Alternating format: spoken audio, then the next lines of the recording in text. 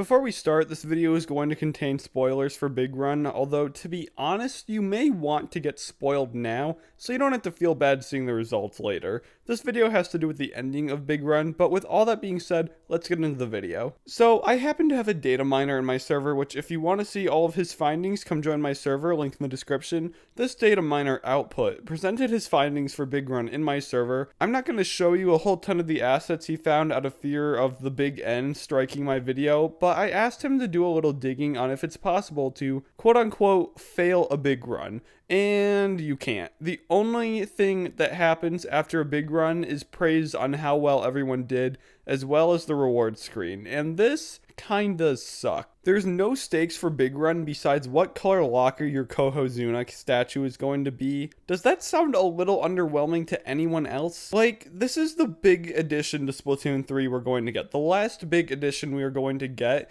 until we either get like the DLC or a new ranked mode. And the only thing we get is a locker decoration from this mode.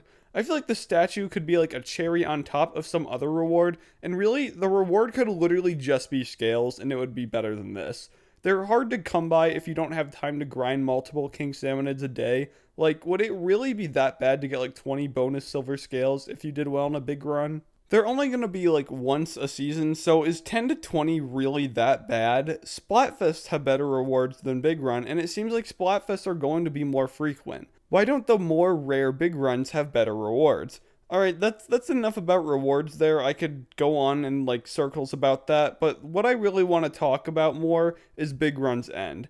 It's impossible to lose. This is supposed to be a big, hyped up fight to save Inkopolis and Splatsville from a prophesized Salmonid invasion, and it's literally impossible to fail.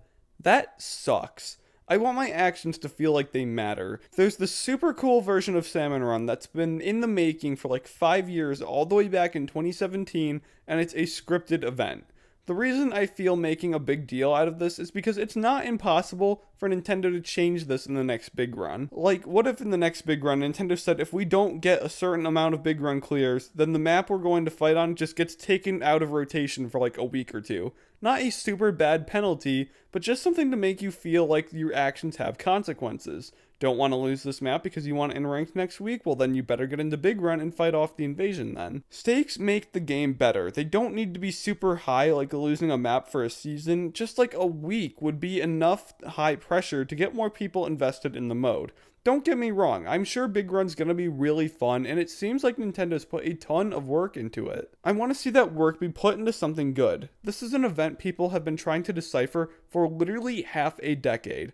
5 whole years. It deserves more than being a scripted event with a participation trophy at the end. This is a high stakes mode and deserves to be treated like it. But anyways, that's it from me. Just in case you got the wrong message from this video, don't walk away unhappy about Big Run. Personally, it's still my most hyped feature in Splatoon 3 and something I've wanted even before it was announced. Seriously, I made a whole video on it even before it was announced. I totally called Big Run, and it's my favorite thing coming. Big Run is still something to be excited about. It just needs the stakes to be raised a little higher. But tell me what you think about Big Run in the comments below.